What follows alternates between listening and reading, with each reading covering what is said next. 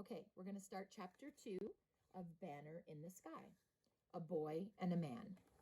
The crevice was about 6 feet wide at the top and narrowed gradually as it went down. But how deep it was, Rudy could not tell. After a few feet, the blue walls of ice curved away at a sharp slant, and what was below the curve was hidden from sight. "Hello," Rudy called. "Hello," a voice answered from the depths. "How far down are you?" "I'm not sure. About 20 feet, I'd guess."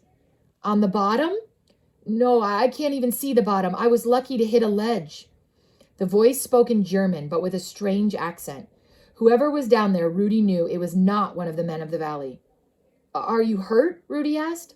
"Nothing broken, no," said the voice. "Just shaken up some and cold." "How long have you been there?" "About 3 hours." "Do you have a rope?" asked the voice. Rudy looked up and down the crevice. He was thinking desperately of what he could do. "No." "How many of you are there?" "Only me." There was a silence, and when the voice spoke again, it was still and quiet under strict control. "Then you'll have to get help," it said. Rudy didn't answer. To get down to Curdle would take at least 2 hours, and for a party to climb back up would take 3. By that time it would be night, and the man would have been in the crevice for 8 hours. He would be frozen to death. "No," said Rudy, "it would take too long." "What else is there to do?" Rudy's eyes moved over ice walls, almost vertical, smooth as glass. "Have you an axe?" Rudy asked. "No, I lost it when I fell. It dropped to the bottom." Have you tried to climb?" Rudy asked. "Yes, but I can't get a hold." There was another silence, and Rudy's lips tightened. And when he spoke again, his voice was strained. "I'll think of something," he cried. "I'll think of something." "Don't lose your head," the voice said. "The only way is to go down for help." "But you'll—" "Maybe," the man said, "and maybe not. That's a chance we'll have to take." The voice was as quiet as ever, and hearing it, Rudy was suddenly ashamed. Here was he, safe on the glacier's surface, showing fear and despair, while the one below, facing almost certain death, remained calm and controlled. Whoever it was down there, it was a real man, a brave man. Rudy drew in a long, slow breath. With the climbing staff, he felt down along the smooth surface of the ice walls. "Are you still there?" said the voice. "Yes," Rudy said. "You had better go," the man said. "Wait," Rudy replied. Lying flat on the glacier, he leaned over the rim of the crevice and lowered the staff as far as it would go. Its end came almost to the curve in the walls. "Can you see it?" Rudy asked. "See what?" said the man. Obviously he couldn't. Standing up, Rudy removed his jacket and tied it by one sleeve to the curved end of the staff. Then, holding the other end, he again lay prone and lowered his staff and jacket. "Can you see it now?" Rudy asked. "Yes," said the man. "How far above you is it?" "About 10 feet. Again the staff came up, and Rudy took off his shirt and tied one of its sleeves to the dangling sleeve of the jacket. This time, as he lay down, the ice bit, cold and rough, into his bare chest, but he scarcely noticed it. With his arms extended, all the shirt and half the jacket were out of sight beneath the curve in the crevice. "How near are you now?" he called.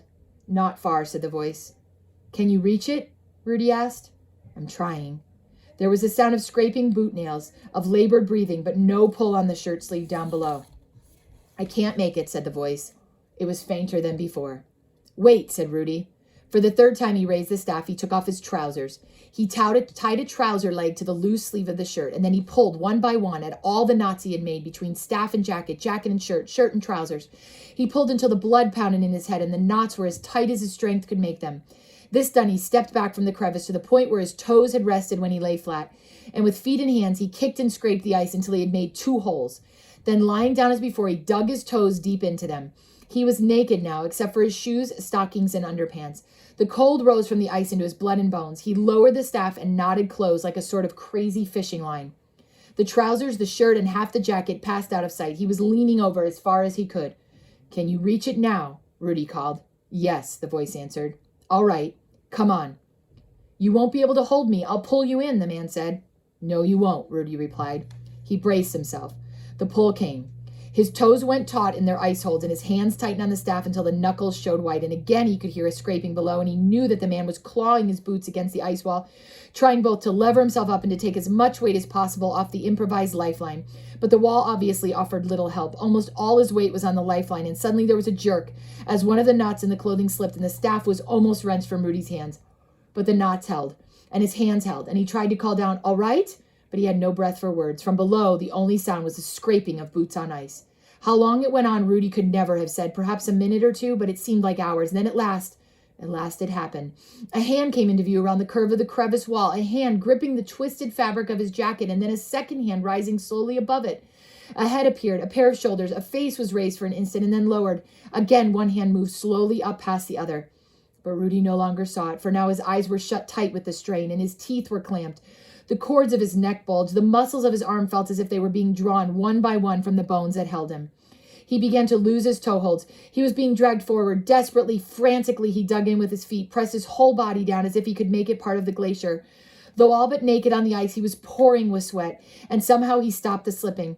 Somehow he held on, but now suddenly the strain was even worse, for the man had reached the lower end of the staff. The slight give of the stretched clothing was gone, and in its place was rigid dead weight on a length of wood.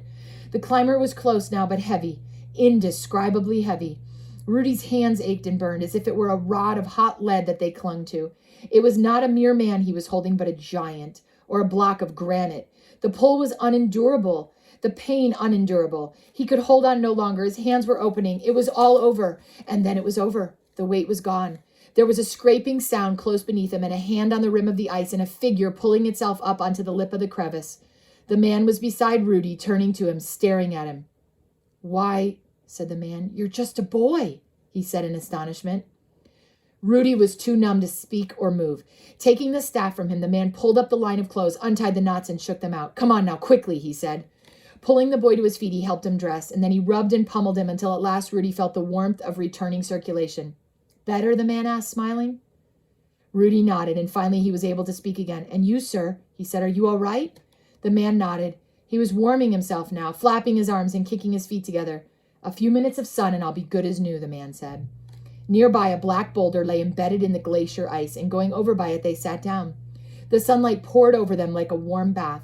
Rudy slowly flexed his aching fingers and saw that the man was doing the same. And then the man had raised his eyes and was looking at him. "It's a miracle how you did it," he said. "A boy of your size all alone." "It was nothing," Rudy murmured. "Nothing? I only saved my life," said the man. For the first time now, Rudy was really seeing him. He was a man of perhaps 30, very tall and thin, and his face, too, was thin, with a big hawk-like nose and a strong jutting chin. His weather-brown cheeks were clean-shaven, his hair black, his eyes deep-set and gray. And when he spoke, his voice was still almost as quiet as when it had been muffled by the ice walls of the crevice. He is what? Rudy thought. Not Swiss, he knew, not French or German. English, perhaps? Yes, English. And then suddenly a deep excitement filled him, for he knew who the man was. "You are Captain Winter," he murmured. "That's right. And I saved, Rudy stopped in confusion, and the Englishman grinned. "You saved," he said, smiling, "one of the worst imbeciles that has ever walked on a glacier. An imbecile who was so busy looking up at a mountain that he couldn't have even seen what was at his feet." "Do we know who Captain Winter is? Have we heard about him?" Okay. Rudy was wordless, almost stunned. He looked at the man and then away in embarrassment, and he could scarcely believe what had happened. The name of Captain John Winter was known through the length and breadth of the Alps. He was the foremost mountaineer of his day, and during the past 10 years had made more first ascents of great peaks than any other man alive. Rudy had heard that he had come to Kurtul a few days before. He had hoped that at least he would see him in the hotel or walking by in the street.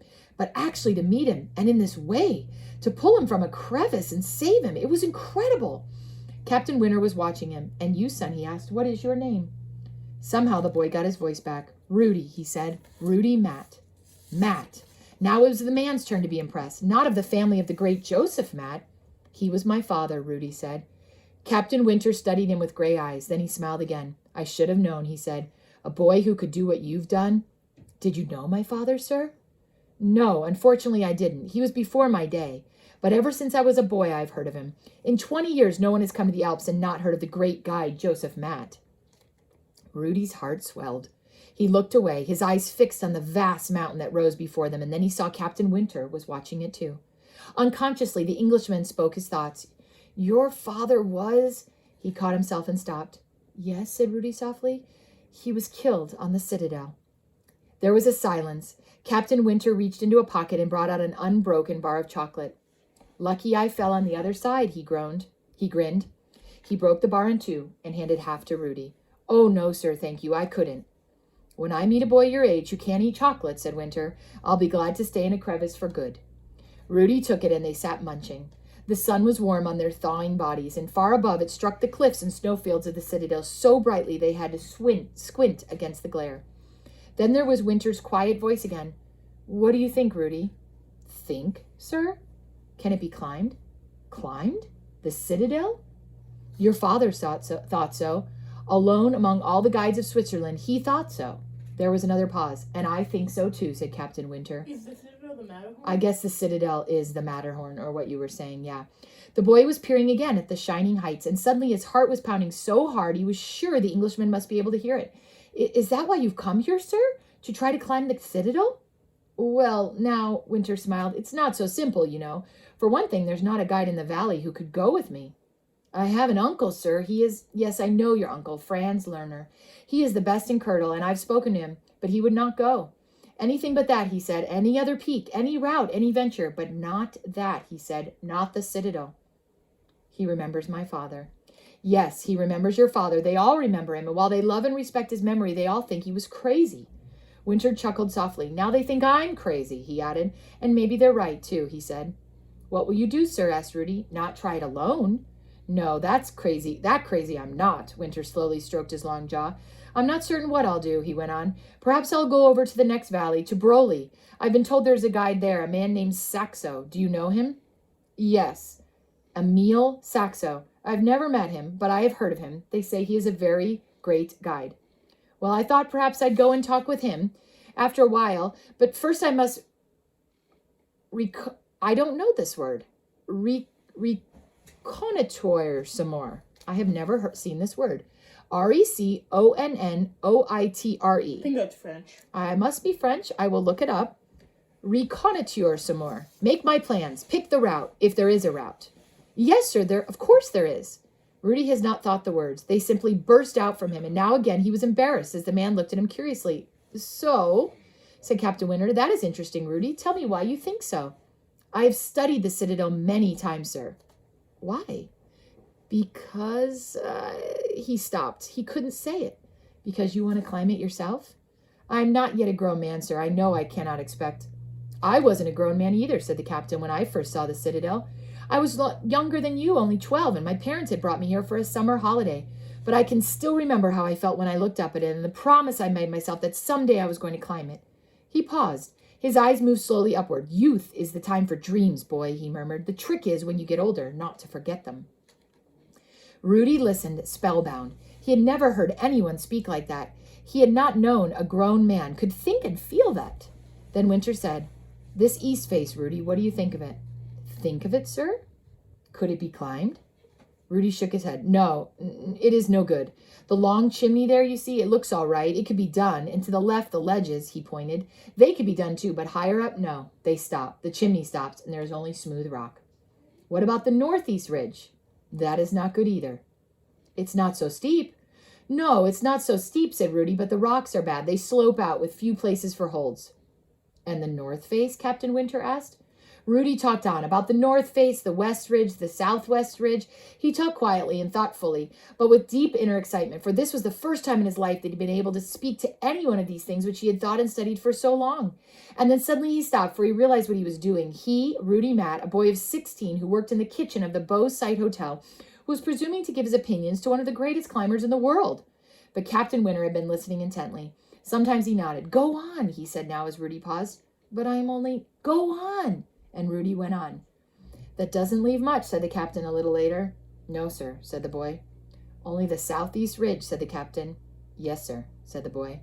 That was the way your father tried, wasn't it? Yes, sir, said the boy. And you believe it's the only way? Yes, sir. Captain Winter rubbed his jaw for a moment before speaking again. Then, that is also very interesting to me too, Rudy, he said quietly, because this is what I believe also. Later, they threaded their way down the Blue Glacier, and for a while they moved in silence, and then Captain Winter asked, What do you do, Rudy? Do, sir? Are you an apprentice, a guide, a porter? Rudy swallowed. No, sir. What then? I'm a dishwasher. A dishwasher? In the Beau Site Hotel. It's my mother, sir. Since my father died, you see, she is afraid she doesn't want... I am to go into the hotel business, he murmured. Oh. Again they moved on without speaking, and it was now late afternoon, and behind them the stillness was broken by a great roaring as sun loosened rock and ice broke off from the heights of the citadel. And when they reached the path, Rudy spoke again hesitantly. Will you please do me a favor, sir? He said. Of course, said Winter. Before we come to the town, we will separate, and you will please not tell anyone that I have been up here today. The Englishman looked at him in astonishment. Not tell anyone? You saved my life, boy, and you want me to keep it a secret?